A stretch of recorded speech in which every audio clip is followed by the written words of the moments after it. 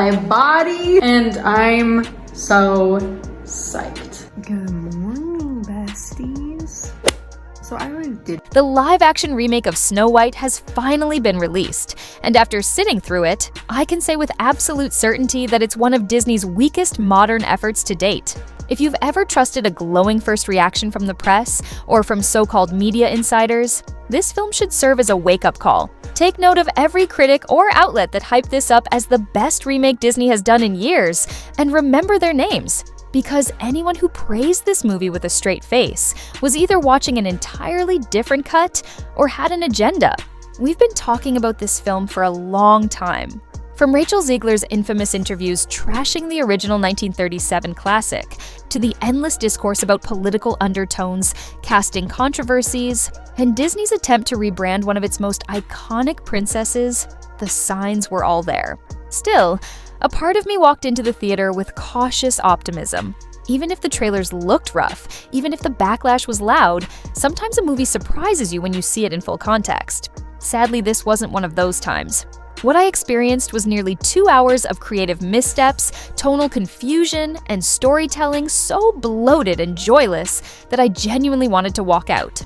It's difficult to even assign this film a fair score because the few redeeming qualities, some nice set design here, a fleeting visual flourish there, are buried under an avalanche of problems. The only true moment of relief came when the credits rolled and I knew it was finally over.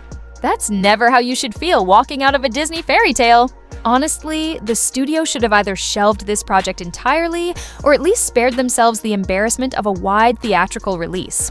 Dumping it straight to Disney+, where it would have been forgotten within a week, would have been the merciful choice. Instead, they tried to sell it as an event film, and the result is one of the most disappointing remakes in Disney's catalog. For me, this is a 2 out of 10, and even that feels generous. The problems begin with the story. The original Snow White and the Seven Dwarfs is 83 minutes long, tight, efficient, and charming in its simplicity. Good versus evil, innocence versus jealousy, true love as a guiding light. It's as pure a fairy tale as you can get. But in their desperation to modernize the tale, Disney has stretched it into a lumbering 2-hour ordeal. Instead of enhancing the narrative, the added subplots and updated themes suffocate it. Snow White isn't just a girl with a kind heart who finds strength through love and friendship anymore. She's recast as a would-be revolutionary leader, navigating a pseudo-political allegory that feels clunky, heavy-handed, and often laughably unsubtle. Even the musical numbers, which should be one of Disney's strongest assets, fall flat. The film is overloaded with songs that add nothing but runtime. They don't build character, they don't advance the plot, and they certainly don't stick in your head the way classic Disney songs do. Instead, they feel like filler, forced onto the screen to pad out scenes that could have been half as long. And this is coming from someone who loves Disney musicals. Hercules, Beauty and the Beast, The Princess and the Frog, The Little Mermaid. Those are soundtracks I adore. Here, though, I found myself groaning every time a new number began. By the midway point, I was silently begging for the orchestra to stop swelling. And then we get to the cast. Rachel Zegler as Snow White is at the heart of the controversy, and unfortunately, the performance doesn't do her any favors. She carries an air of detachment, as if she doesn't really believe in the material or doesn't want to be there. It's a performance that lacks warmth, charm, and the fairy tale quality audiences expect from a Disney princess. Instead of innocence or vulnerability, there's a constant undertone of disdain, which makes it very hard to root for her. And that attitude is amplified when you remember the real-life press tour, where Zegler openly mocked the original film and dismissed its legacy. The dissonance between her words off-screen and her role on screen makes it nearly impossible to lose yourself in the performance. On the opposite side, Gal Gadot as the evil queen is almost fascinating to watch, though not always for the right reasons. She gives a performance that swings between wooden stoicism and over-the-top camp, never quite finding the right balance. At times, she looks striking. Costume and makeup departments did their jobs. But as soon as she speaks or tries to project menace, the illusion shatters. Instead of a terrifying villain dripping with jealousy and cruelty, we get a faintly awkward caricature who feels like she wandered in from a different movie. The Queen should be one of Disney's most iconic villains. Here, she's forgettable at best and unintentionally funny at worst. The visual effects don't help either. The seven CGI creations meant to replace the dwarves are easily one of the film's biggest mistakes. Rather than casting real actors and giving them personality, Disney leans into computer-generated oddities that look like they stepped out of the Polar Express. Their movements are stiff, their designs unsettling, and the chemistry with Snow White is non-existent. Rachel Zegler clearly spent these scenes acting against tennis balls and green screens, and it shows. What should have been the heart of the story, the camaraderie between Snow White and her companions, becomes one of its most lifeless elements. Worse still, the ideological reimagining of the story weighs it down. The kingdom is reworked into a pseudo-communist utopia, with Snow White's parents preaching equality, shared resources, and collective ownership. While that might sound bold on paper, on screen it comes across as clumsy and preachy. Fairest of them all no longer refers to beauty, kindness, or inner purity. It refers to political ideology. Snow White isn't fairest because she embodies goodness, but because she represents fairness in a literal sense. Fairness of distribution, fairness of power. It's an intellectual twist that strips the story of its timeless magic and replaces it with ham-fisted commentary. All of this culminates in a film that feels less like a fairy tale and more like a lecture. Instead of enchanting the audience, it scolds them. Instead of timeless magic, it delivers clumsy symbolism. Instead of joy, it leaves you with exhaustion. By the time the Evil Queen's plot unravels and the story lurches toward its conclusion, you're not invested in Snow White's triumph. You're just ready for the lights to come up. So what's the final verdict? Disney's 2025 Snow White is a joyless, bloated, politically confused remake that manages to undermine both the legacy of the original and the promise of what a modern update could have been. With lackluster performances, dreadful CGI, forgettable music, and storytelling that's equal parts condescending and incoherent, it's a colossal misfire. My advice, skip it. Watch the original. Or better yet, revisit one of Disney's other animated classics that actually knows how to balance magic, heart, and timeless themes. This one is destined to be remembered not as a bold reinvention, but as one of the most misguided projects Disney has ever released. I just got back from watching Disney's live-action remake of Snow White, and let me tell you right now, if you've ever trusted a glowing first reaction from critics or influencers, do yourself a favor and write down the names of those who hyped this up, because you should never take their opinions seriously again. Anyone calling this the best live-action remake in years is either delusional or paid off, because what I sat through was not only disappointing, but borderline insulting to anyone who grew up with Disney magic. We've been talking about this movie for what feels like forever, from Rachel Zegler's controversial comments in interviews to the endless political debates surrounding it. And while part of me hoped that maybe, just maybe, the film would be better than expected, the reality is that I spent nearly 2 hours wishing the ceiling of the theater would collapse so I could escape early. That might sound dramatic, but trust me, once you see what they've done here, you'll understand. The problems start long before the plot even kicks in, because this entire project was doomed by its own marketing. Rachel Zegler went viral for openly trashing the 1937 original, the same movie that launched Disney's animation empire. She called the prince a stalker, dismissed the love story as weird and outdated, and announced proudly that in her version, Snow White wouldn't be dreaming of true love, but of political power and leadership.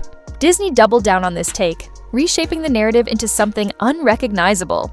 Instead of timeless fairy tale simplicity, we're handed a heavy-handed reimagining where Snow White's fairness isn't about beauty or kindness, but about ideology, equity, and political struggle.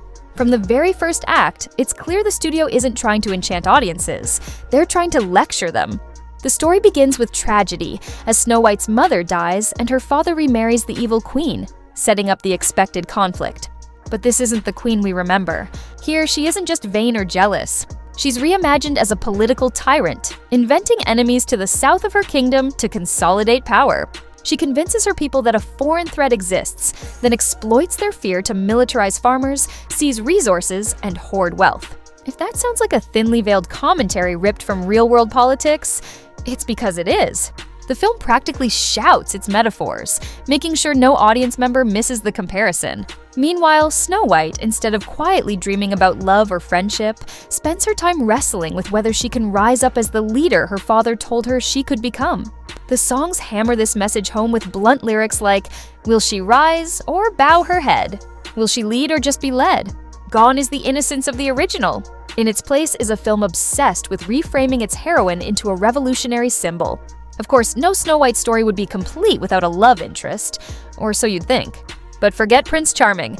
In this version, he's erased entirely and replaced with Jonathan, a so-called revolutionary bandit who steals potatoes from the castle kitchens. That's not a joke. His big introduction is literally being caught swiping food. Snow White confronts him. He shrugs it off with some half-hearted line about stealing to survive because of the Queen's tyranny. And just like that, the film positions him as our pseudo-romantic lead. Except it's not romance, not really. Rachel Zegler herself called him the guy in the movie during press tours, and honestly, that's the perfect description because he has no purpose, no depth, no arc. He gets arrested, punished, stripped down, and tied up in the snow until Snow White saves him, not out of love, of course. Because this version can't allow a female lead to fall for anyone too quickly, but simply because it fits the plot. Later, he demeans her in song, belittling her as a privileged princess who has no idea what the real world is like. And somehow she finds this charming. That's their chemistry. He insults her and she smiles. It's baffling, awkward, and completely unconvincing. Meanwhile, the Queen continues to stew in her envy, consulting the magic mirror only to be told that Snow White is still the fairest of them all. But even fairest no longer refers to beauty. It's twisted into meaning fairness of ideas, fairness of politics, fairness of ideology. At this point, the Queen hires a huntsman to eliminate Snow White, leading to one of the few moments that echo the original story. Yet even here, the film can't resist inserting more drama. The huntsman spares her life, reveals that the Queen lied about her father's death, and urges her to flee into the forest. This revelation hangs over her for the rest of the movie, forcing her to question everything she thought she knew about her family and her destiny. Now comes what should have been the film's most magical, nostalgic section, the dwarves. Except, brace yourself, they're not dwarves at all. Instead of casting actual actors, Disney opted for CGI-generated companions that look like they crawled out of the Polar Express's uncanny valley. They're lifeless, awkward, and unsettling, and it's painfully obvious Zegler was acting opposite tennis balls on sticks during filming. The warmth, humor, and charm that made the original dwarves so iconic are completely absent. Snow White teaches them to clean their home and behave, sure, but the heart of those scenes is gone. What should have been a joyous, whimsical part of the film feels hollow and strange. Visually, the entire movie suffers from the same problem. The CGI is washed out and uninspired, the landscapes look artificial, and the so-called magical moments feel like they were slapped together by an overworked effects team with no clear direction. Disney films are supposed to dazzle the eyes, but this one constantly reminds you that you're staring at green screens and digital puppets. Even the costumes, an area where Disney usually excels, are bizarrely off. Snow White's wardrobe lacks iconic design, and the Queen's gowns, instead of being intimidating or regal, look like extravagant Halloween costumes. At times, her look crosses into unintentional comedy, giving her more of a Lord Farquaad vibe than a fearsome villainess. And then there's the music, which deserves a whole rant of its own. The songs are auto-tuned to such a degree that they sound robotic. Rachel Zegler is the only performer whose vocals come through naturally, and to her credit, she does have a strong singing voice. But everyone else sounds processed and artificial, draining the numbers of any real emotion. Gal Gadot's songs are particularly bad. The transitions between her voice and the professional vocalist clearly hired to cover her higher notes are glaringly obvious. You can hear the exact second the switch happens, and it's so jarring it borders on comedic. Disney already got roasted for Emma Watson's heavily processed vocals in Beauty and the Beast. How they made the exact same mistake again is beyond me. Performance-wise, nothing redeems the film. Zegler tries, but her delivery often feels condescending. And while some of that comes from the terrible script, it's also hard to ignore the baggage she brings from her real-world comments. For viewers who haven't followed the controversy, her acting might seem fine, but for anyone aware of her off-screen persona, it's impossible to separate the two. Burnap's Jonathan is entirely forgettable, a placeholder love interest who could be cut without consequence. Gal Gadot, meanwhile, swings between wooden and over-the-top, never landing in a space that feels natural or threatening. Her evil queen is...